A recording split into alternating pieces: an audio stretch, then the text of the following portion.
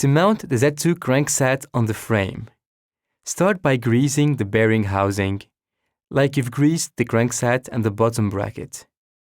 It's important to grease the housing where the bearing will be fitted.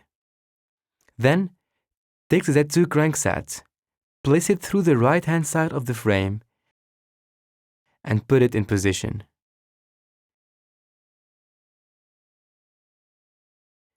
Take the flat gasket, making sure the flange is in contact with the bearing. Take the bolt on which you first placed the bolt mounting tool and applied Loctite on the screw. Put everything through the left crank. Mount the bolt on the crankset.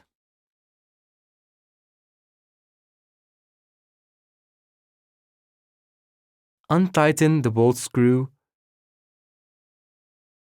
to take the small tool out. Tighten up the bolt so it's completely locked on the bottom bracket. Your crankset is now mounted onto the frame.